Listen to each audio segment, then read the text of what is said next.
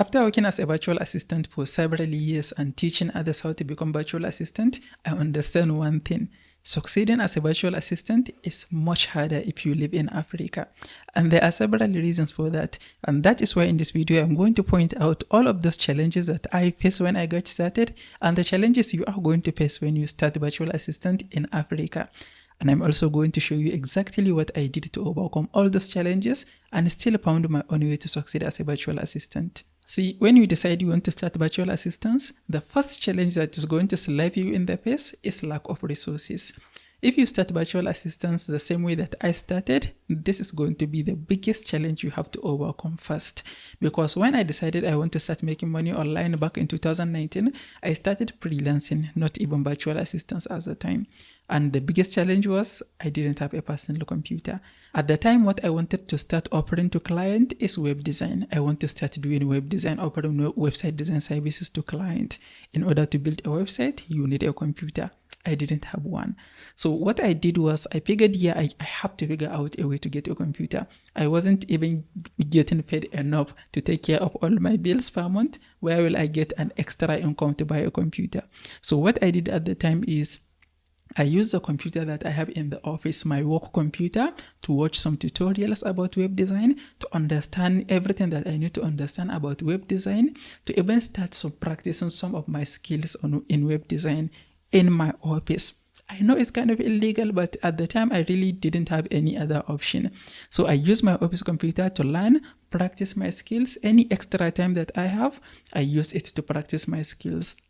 And I was supposed to go to work at 8 a.m., but I made sure I was in the office at 7 a.m. So before the time that I start working, I used that 1 hour to do whatever I want to do before I officially started work. And I intentionally stay late in the office so that I can practice more. And that is not going to be enough. So what I did at the end when I figured out, yes, freelancing can work, I need to go all in freelancing if I am to make it work. I borrowed some money to buy a computer, but I couldn't borrow enough money to buy a good computer. So I borrowed, I think, around 25,000 or 30,000 naira. That is what I borrowed at the time. And I bought a second computer, not a new computer. And the computer was very slow. It was very small. It ran on Windows 8. I cannot open more than 2 tabs in a browser. And that is what I used to start working as a freelancer. I used that to create my account on freelancer.com, create my sample website, find client, and actually started making money as a freelancer with that very small computer. And of course, a computer is not the only resource that you are going to have. You are going to need an internet connection. And if you are unlucky where you live, the internet is too bad, then that is an extra challenge. But this is even easier because as long as you have internet, even if it is slow, you can manage with what you have. At the time, I just connected my mobile phone hotspot to my computer to work with. When I started making some money, I can afford to buy a MiFi. I bought an internet MiFi, which has a much faster internet than using my mobile phone hotspot. And if you look at how I started, you are going to see clearly I didn't start with enough resources. Almost anything that I needed, I didn't have. And what I did is I use what I have to get what I need. And that is the advice that I am going to give you. If you are starting in Africa, you are most likely going to start with very limited resources.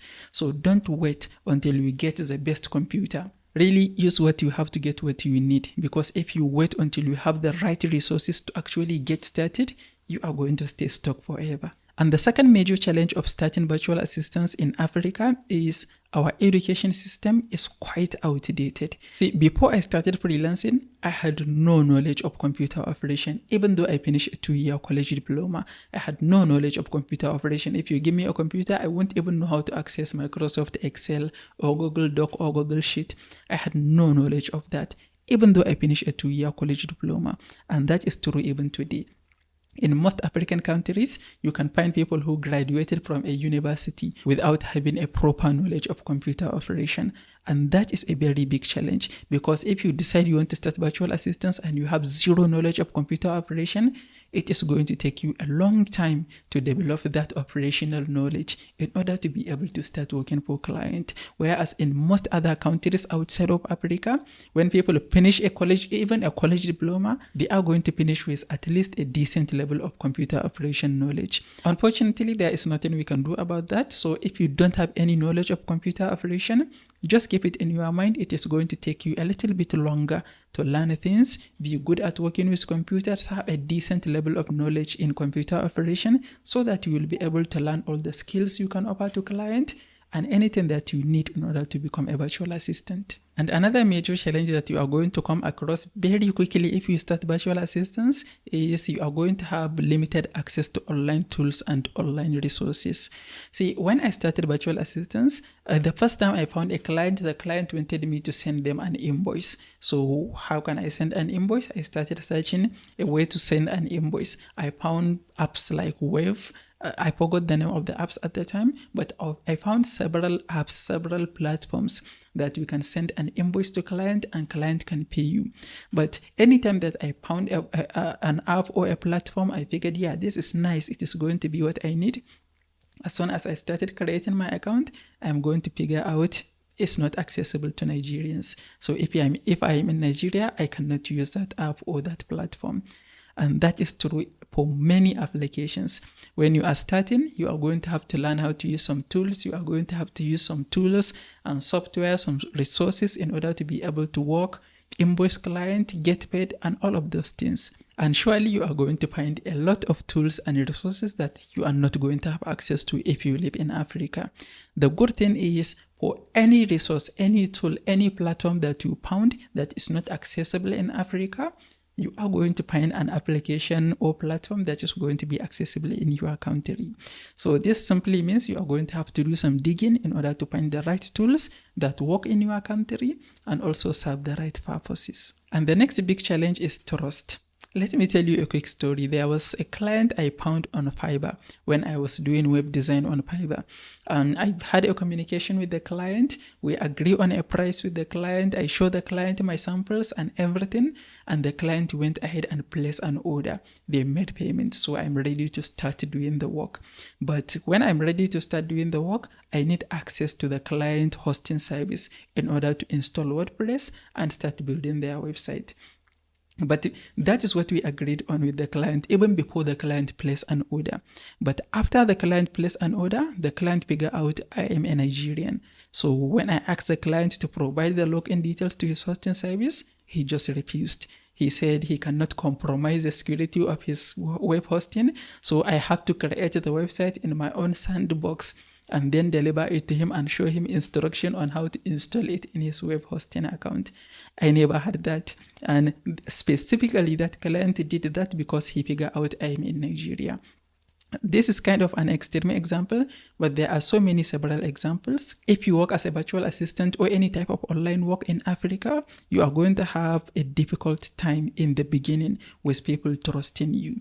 But this is quickly going to go away when you start getting some client. Because when you have one client, you have the second client, you have, let's say, full 5-star reviews, the next client is going to feel comfortable knowing you already did some work for other people. And that is especially challenging for virtual assistant, because as a virtual assistant, sometimes you need access to multiple apps, multiple platforms that your client use. So if the client cannot feel comfortable with trusting you, it is going to be a problem. And even as a complete beginner, when you don't have any reviews that will show the client, yes, you are legit, you know what you are doing.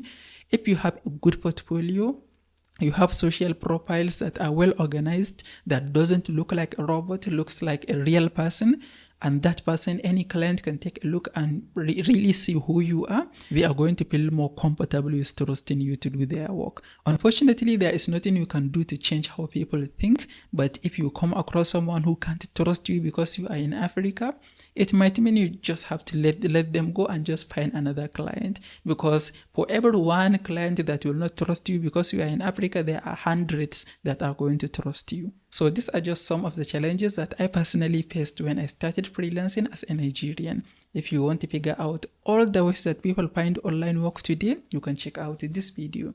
If you find this video helpful, please give it a like and don't forget to subscribe. I will see you in the next one.